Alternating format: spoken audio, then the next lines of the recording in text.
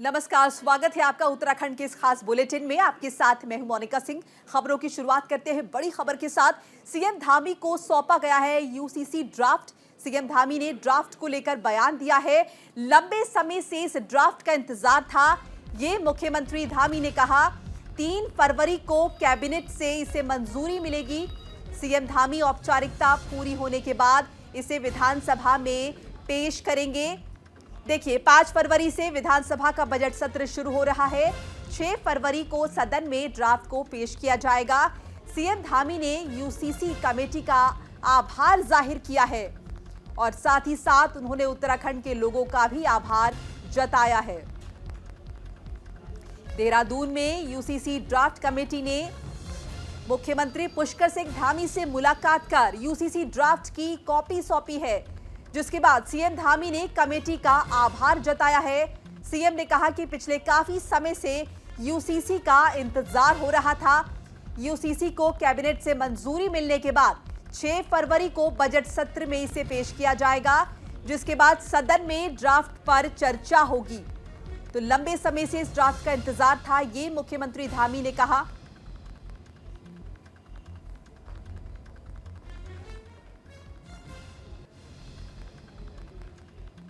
देखिए, 5 फरवरी से विधानसभा का बजट सत्र जो है वो शुरू हो रहा है और 6 फरवरी को सदन में ड्राफ्ट को पेश किया जाएगा। आज जो है यूसीसी का ड्राफ्ट सीएम धामी को सौंपा गया है, जिसके बाद उन्होंने यूसीसी कमेटी का आभार जाहिर किया। तो उत्तराखंड में समान नियम समान कानून, ये इस ड्राफ्ट के जरिए बताया जा रहा है। उत्तराखंड में मुख्यमंत्री धामी को सौंपा गया है UCC draft. Uniform civil code के तहत कई नियमों में बदलाव हो सकता है, जैसे कि महिलाओं के लिए जो विवाह की आयु है, जो शादी की उम्र है, वो 21 साल कर दी जाएगी। इसके अलावा शादी का पंजीकरण, रजिस्ट्रेशन अनिवार्य किया जाएगा। अगर आप रजिस्ट्रेशन नहीं करवाते हैं, पंजीकरण नहीं करते हैं, तो सरकारी लाभ आपको नहीं मिलेगा।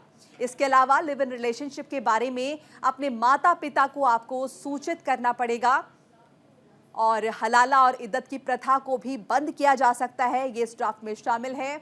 बहु विवाह को गैर कानूनी घोषित किया जा सकता है। देखिए, बहु विवाह जो है पहले भी हमारे देश में मान्य नहीं है, लेकिन अब इस पर जो कानून है और भी ज्यादा कड़ा किया जाएगा। इसे पूरी तरह से गैर कानूनी घोषित किया जा सकता है, यानी अब एक से ज्यादा शादी नहीं कर सकते हैं। वहीं पति पत्नी को तलाक लेने का समान हक होगा, ये भी इस ड्राफ्ट में शामिल है।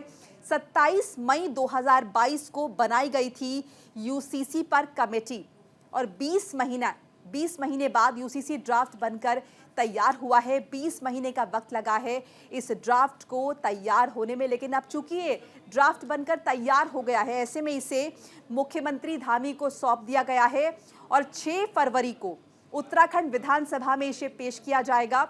यूसीसी 5 फरवरी से शुरू होगा उत्तराखंड में विधानसभा का बजट सत्र, जहां पे इसे पेश किया जाएगा। राज्यपाल की मंजूरी के बाद यूसीसी लागू करने वाला पहला राज्य बन जाएगा उत्तराखंड। और देखिए, ड्राफ्ट लागू होने पर उत्तराखंड में समान नियम समान कानून होंगे। देखिए, समझिए, उत्तराखंड में समान नियम समान कानून होंगे। अनुज अवस्थी हमारे साथ जुड़ चुके हैं, ज्यादा जानकारी वही देंगे।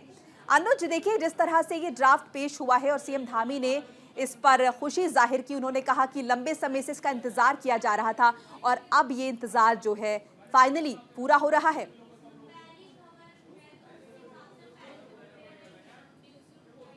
अनुज अवस्थी हमारे साथ। अनुज, क्या आपको हमारी आवाज मिल रही है? बिल्कुल। अनुज, देखिए, सीएम धामी ने साफ तौर पर कहा कि लंबे समय से इसका इंतजार हो रहा था और अब ये जो इंतजार है ड्राफ्ट का, ये खत्म हो गया है। बिल्कुल, आज पूरे उत्तराखंड के लिए बड़ा ऐतिहासिक दिन है, चूंकि आज मुख्यमंत्री पुष्कर सिंह धामी ने आवास में यहाँ पे जो जस्टिस रंजना देसाई हैं, उन्होंने 5 सदस्यीय जो टीम थी, यहाँ पे आज ड्राफ्ट जो सौंपा है यूसीसी को लेकर के। अब चूंकि 6 फरवरी से 5 फरवरी से सत्र है, विधानसभा सत्र है, अब मुख्यमंत्री पुष्कर सिंह धामी इसको विधेयक के तौर पे विधानसभा के पटल पे रखेंगे और पूरे प्रदेश में यूसीसी लागू होगा। उत्तराखंड पहला ऐसा राज्य है जहां पे यूसीसी लागू किया जा रहा है और लगभग सभी वर्गों से इसकी जो जांच कमेटी की रिपोर्ट है, उस रिपोर्ट में सभी वर्गों को ध्यान में भी रखा गया है, सभी वर्गों से सलाह भी ली गई है, चाहे वो विशेष वर्ग हो, बुजुर्ग वर्ग हो, महिला हो। तो इन तमाम लोगों की जो राय रही, राय मशवरा के बाद आज मुख्यमंत्री पुष्कर सिंह धामी, मुख्य सचिव राधा रतूड़ी समेत तमाम जो अधिकारी थे, उनके साथ जस्टिस रंजना देसाई, साथ ही साथ उनके साथ पूर्व मुख्य सचिव शत्रुघ्न सिंह और एक प्रमोद कोहली समेत जो 5 लोग थे, उन्होंने कमेटी जो जांच कमेटी थी, उन्होंने आज रिपोर्ट मुख्यमंत्री पुष्कर सिंह धामी को सौंप दी है। अब चूंकि 3 तारीख को कैबिनेट बैठक है, कैबिनेट बैठक में भी ये मुद्दा उठ सकता है और कैबिनेट से भी मंजूरी मिल सकती है। उसके बाद 5 फरवरी से चूंकि सत्र है और उस सत्र में, विधानसभा के सत्र में, मुख्यमंत्री पुष्कर सिंह धामी इसको विधेयक के तौर पे विधानसभा के पटल पे रखेंगे और ये विधेयक पूरे प्रदेश में अब लागू होगा। इसके अगर क्योंकि जिस तरीके से जानकारियां मिल रही हैं, चाहे वो लिविंग इन रिलेशनशिप की बात हो, हलाला की बात हो, समान नागरिक संहिता जो चूंकि सभी लोग इसका पालन करेंगे और तभी वो सरकारी जो देखिए, पुष्कर सिंह धामी ने साफ तौर पर कहा था विधानसभा चुनावों से पहले कि हमारी सरकार आएगी तो हम यूसीसी लाएंगे, और अब अपनी बात पर पूरा उतर रहे हैं। वो ये ड्राफ्ट जो है वो आ चुका है, ऐसे में कहीं ना कहीं बड़ी कामयाबी उनके लिए। तो क्या इसे मान सकते हैं कि आने वाले चुनावों में इसका फायदा मिलेगा बीजेपी को? जी बिल्कुल, जिस तरीके से लोकसभा चुनाव नजदीक है और राज्यसभा चुनाव भी 27 फरवरी को उसकी वोटिंग होनी है, तो जैसे ही मुख्यमंत्री पुष्कर सिंह धामी उत्तराखंड के मुख्यमंत्री बने थे, उसी समय पे उन्होंने ऐलान कर दिया था कि हम सबसे पहले यूसीसी लागू करेंगे। क्योंकि ये रिपोर्ट बनने में थोड़ा सा समय जरूर लगा।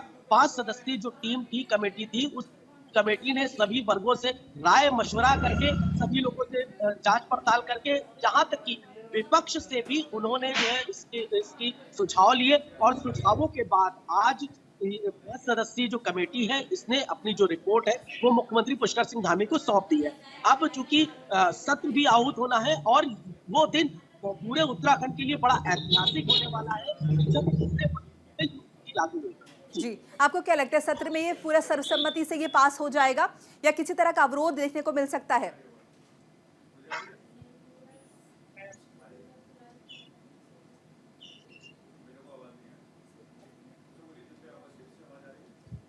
क्या आपको हमारी आवाज मिल रही है? जी जी, मैंने पूछा कि विधानसभा सत्र जो है वो शुरू हो रहा है, तो क्या माने कि सर्वसम्मति से ये पास हो जाएगा ये बिल? बिल्कुल, जिस तरीके से आज चूंकि कमेटी ने रिपोर्ट सौंपी है और विपक्ष भी, जब सवाल जवाब किए जाते हैं विपक्ष से भी, तो विपक्ष भी इस पे जो है अपनी राय दे रहा है कि ये पूरे प्रदेश में लागू भी होना चाहिए, चाहे वो वक्फ बोर्ड के पर्सन हो, चाहे वो कांग्रेस के पर्सन हो या समाजवादी पार्टी के प्रवक्ता हो, उन सबका ये कहना है कि मुख्यमंत्री की ये पहल बहुत अच्छी। पूर्व मुख्यमंत्री हरीश रावत ने भी अपने सोशल मीडिया अकाउंट पे मुख्यमंत्री की तारीफ की है कि यूसीसी चलिए आगे भी आपसे अपडेट हम लेंगे, हमारे साथ बने रहिए। उत्तराखंड की पुष्कर धामी सरकार ने प्रदेश में समान नागरिकता संहिता लागू करने की तैयारियां पूरी कर ली हैं। 5 फरवरी से शुरू हो रहे विधानसभा सत्र में बजट के साथ साथ यूसीसी को भी पेश किया जाएगा। इस बीच विधानसभा सत्र और यूसीसी बिल की तैयारी को लेकर उत्तराखंड पुलिस अलर्ट मोड पर आ गई है। दरअसल उत्तराखंड के एडीजी लॉ एंड ऑर्डर ने पुलिस अधिकारियों संग वीडियो कॉन्फ्रेंसिंग के जरिए बैठक की। इस दौरान सभी जिलों में पुलिस कर्मियों को सतर्क रहने के निर्देश दिए गए हैं। हर स्थिति पर पैनी नजर रखने को कहा गया है। बैठक में बताया गया है कि विधानसभा सत्र में यूसीसी बिल प्रस्तुत किए जाने पर विरोध में कई संगठन सामने आ सकते हैं, जिसको ध्यान में रखते हुए इन पर जरूरत अनुसार कार्रवाई करने के निर्देश भी दिए गए हैं। तो चप्पे चप्पे पर जवान तैनात है, सख्त चेकिंग की जा रही है। विधानसभा सत्र को लेकर अलर्ट मोड पर है उत्तराखंड की पुलिस। चूंकि यूसीसी करने की तैयारी में है धामी सरकार, इसे सत्र में पेश किया जाएगा, विधानसभा में रखा जाएगा, जिसके बाद सर्वसम्मति से ये पास हो जाएगा। अनुज हमारे साथ लगातार बने हुए हैं। अनुज, देखिए, आपने अभी कहा कि सर्वसम्मति से ये पास तो हो जाएगा, लेकिन फिर भी इस तरह की बातें सामने आ रही हैं कि कुछ संगठन जो हैं इसका विरोध कर सकते हैं और इसी के मद्देनजर सुरक्षा कड़ी की गई है।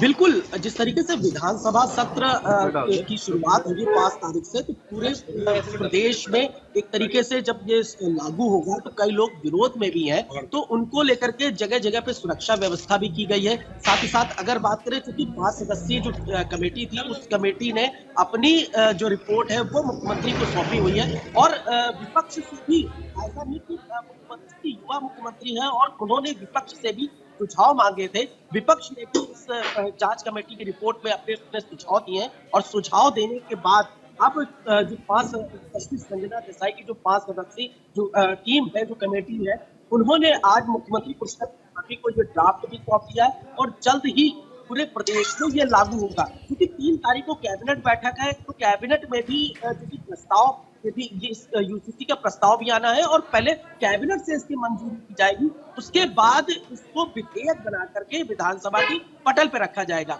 विधानसभा के आसपास सुरक्षा व्यवस्था बढ़ा दी गई है। पूरे प्रदेश में जिस तरीके से यूसीसी को लेकर के बात चल रही थी, पूरे प्रदेश के कई उसे लेकर सुरक्षा भी फिलहाल पुख्ता की जा रही है। शुक्रिया अनुज, तमाम जानकारी और बातचीत के लिए आपका। तो उत्तराखंड में यूसीसी को लेकर 3 तलाक मामले की याचिकाकर्ता शायरा बानो ने अपना रुख सामने रखा है। शायरा बानो ने यूसीसी का समर्थन करते हुए कहा है कि मुझे यूसीसी ड्राफ्ट को लेकर उम्मीद है, ये आने वाले समय में मुस्लिम समुदाय के लिए फायदेमंद रहेगा। शायरा बानो ने यूसीसी का स्वागत किया और यूसीसी बिल का समर्थन किया। इसके अलावा उन्होंने कहा कि पूरे मुस्लिम समुदाय को इसका स्वागत और समर्थन करना चाहिए। इससे हजारों मुस्लिम महिलाओं को लाभ होगा, मुस्लिम समुदाय की सामाजिक संरचना में सुधार होगा।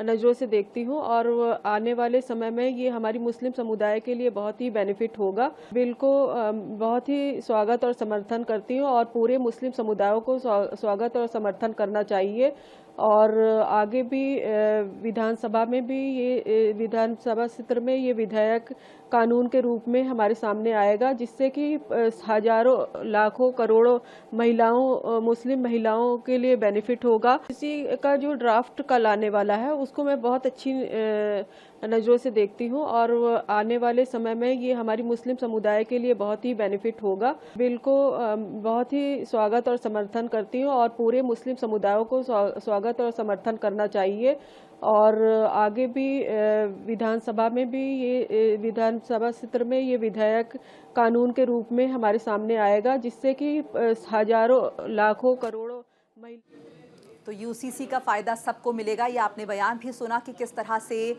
आने वाले वक्त में इससे मुस्लिम महिलाएं जो हैं उन्हें भी उनके अधिकार मिलेंगे। फिलहाल आगे बढ़ते हैं। लोकसभा चुनावों की तैयारियों में है उत्तराखंड बीजेपी। हरिद्वार में बीजेपी प्रवक्ता सुरेश जोशी ने प्रेस कॉन्फ्रेंस कर बीजेपी की उपलब्धियां गिनवाई। इसके साथ ही उन्होंने बताया कि आगामी लोकसभा चुनाव में बीजेपी इन्हीं उपलब्धियों के दम पर उतरेगी। इस दौरान सुरेश जोशी ने प्रचंड जीत का दावा भी किया। वहीं उन्होंने यूसीसी को लेकर भी बयान दिया। उन्होंने यूसीसी का विरोध करने वालों को आड़े हाथों लिया और कहा कि यूनिफॉर्म सिविल कोड का विरोध वही लोग कर रहे हैं जो उत्तराखंड का हित नहीं चाहते हैं। इसके साथ ही उन्होंने दावा किया कि बहुत जल्द ही उत्तराखंड में सशक्त भू कानून भी सरकार लागू करेगी।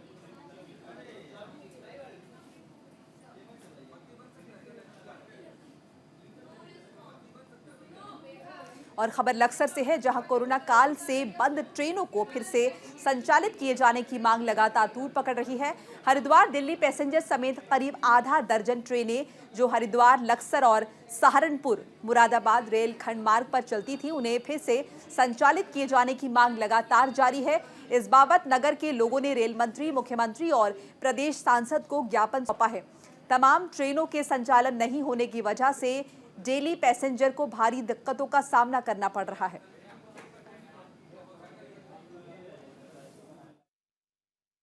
देखिए साहब, मैं ट्रेनों के बारे में इतना कहूँगा कि जब बचपन से देखते आ रहे हैं, ट्रेन का इस क्षेत्र के लोगों को जितना फायदा था, जितना सुख मिलता था, वो आज तक बड़ी बड़ी गाड़ियों से भी नहीं मिल पाता। गरीब आदमी को 10 रुपये के टिकट में आराम से वो देहरादून और सहारनपुर सब जगह वो जाया करता था। सारे काम दिन भर कर शाम को सकुशल अपने घर वापस लौटता था। और आज की स्थिति ये है कि सब लोग लावारिस हो गए हैं, अपने वाहन से जा रहे हैं। दुनिया भर की दुर्घटनाएं हो रही हैं। फर्स्ट लोकल, सेकंड लोकल और बॉम्बे गाड़ी है। इन सब गाड़ियों से यहाँ के व्यापारियों को भी बहुत अच्छा व्यापार मिलता था, गरीब आदमियों को बहुत फ़ायदा होता था। लेकिन ये सब ट्रेन बंद करके इन्होंने हमारे टाइम से क्या, पढ़ते टाइम से भी लोकल, फर्स्ट लोकल होती थी, एक सेकंड लोकल होती थी, जिसमें आदमी 10 रुपये का टिकट लेके सहारनपुर चला जाता था। अपने काम निपटाने के बाद 10 रुपये का टिकट लेके शाम को 8 बजे अपने घर पहुँच जाता। लेकिन अब 500 रुपये भी जेब में होने के बाद आदमी सहारनपुर नहीं पहुँच पाता। यहाँ से रुड़की से फिर सहारनपुर की बस पकड़नी पड़ती है और आकस्मिक दुर्घटना होने की ज़्यादा चांस है, क्योंकि जिसके पास 2 मोटरसाइकिल, अगर एक मोटरसाइकिल पे 2 आदमी अलाउ होते हैं, अगर तीसरा बैठता है चलान होता है, दूसरा दुर्घटना होने का सबसे ज़्यादा चांस है। इसलिए मेरी ये कह रहे हैं, जो हमारी सरकार है बीजेपी की, ये कह रही है कि विकास कर रहे हैं, लेकिन लक्सर का विकास बिल्कुल रोक दिया उन्होंने, ट्रेन बंद करके। यहाँ बेरीनाग के गंगोलीहाट विकासखंड में स्वास्थ्य सुविधाओं की खासी बदहाली नजर आ रही है। स्वास्थ्य सुविधाओं की बदहाली से जनता में आक्रोश देखने को मिल रहा है। स्थानीय लोगों का कहना है कि सामुदायिक स्वास्थ्य केंद्र गंगोलीहाट में ना तो विशेषज्ञ चिकित्सक है और ना ही अन्य जरूरी सुविधाएं मौजूद हैं। अल्ट्रासाउंड जैसी स्वास्थ्य संबंधी जरूरी सुविधा भी स्थानीय स्तर पर उपलब्ध नहीं है। लोगों को इलाज के लिए 60 किलोमीटर दूर जिला मुख्यालय पिथौरागढ़ अस्पताल की ओर दौड़ लगानी पड़ती है। इस समस्या से परेशान लोगों ने पहले भी आंदोलन करके अपनी आवाज को बुलंद किया, लेकिन उनकी कोई सुनवाई नहीं हो पाई। के गंगोलीहाट में एक्स्ट्रा मशीन भी लगी है और उसमें जो है अभी जो है 3 फेस की लाइन नहीं है। 3 फेस की लाइन का प्रपोजल बना हुआ है और उसमें धन स्वीकृति हो जाएगा शासन के द्वारा जल्दी ही, तो वो हमारे एक्स्ट्रा मशीनें चलना शुरू हो जाएंगी।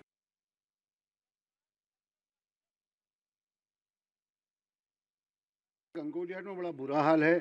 डॉक्टर बिल्कुल भी नहीं है, अल्ट्रासाउंड नहीं हो पा रहे हैं कई वर्षों से, और तमाम असुविधाएं स्वास्थ्य केंद्र में हैं। कई बार मांग कर दी गई है कि यहाँ पर चिकित्सकों की नियुक्ति की जाए। महिला चिकित्सक न होने से भी काफ़ी दिक्कतों का सामना महिलाओं को करना पड़ रहा है। इसलिए पुनः एक बार यहाँ की जनता को आंदोलन की राह लेनी पड़ेगी, तभी ये यहाँ पर डॉक्टरों की नियुक्ति पाएगी, अन्य व्यवस्थाएँ मिल पाएंगी।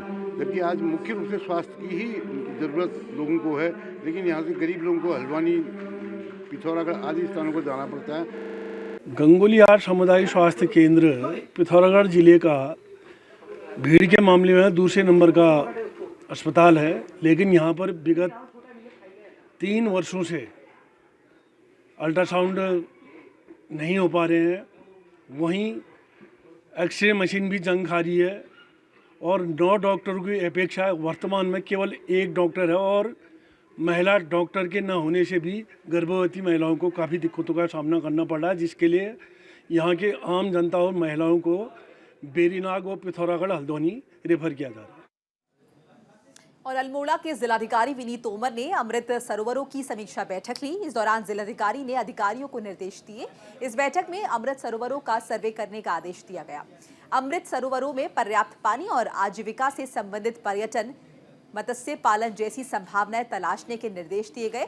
साथ ही संबंधित विभागों के साथ समन्वय करके उनसे आजीविका से संबंधित गतिविधियों को शुरू करने की भी बात कही गई।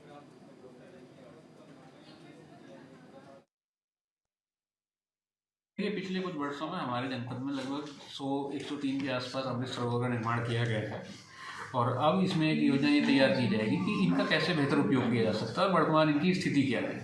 अगर कहीं मरम्मत की आवश्यकता है, कहीं सूचना पटों की आवश्यकता है, तो उस पर कार्रवाई की जाएगी और एक सर्वे कराया जाएगा, जिसमें ये देखा जाएगा कि वर्तमान में कितनी इनकी कैपेसिटी है और इनका बेहतर उपयोग मत्स्य पालन, पर्यटन या बाकी किस दृष्टि से किया जा सकता है। और खबर रुड़की से है, जहां ड्रग और एफडीए की टीम लगातार दवाइयों की कंपनियों का निरीक्षण कर रही है। इस निरीक्षण का उद्देश्य कंपनियों को काम करवाना है। साथ ही जो कंपनियां सही तरीके से काम कर रही हैं उन्हें निर्देश भी दिए जा रहे हैं। इसी के साथ ही इस बुलेटिन में फिलहाल इतना ही। खबरें लगातार जारी हैं न्यूज़ इंडिया पर। नमस्कार।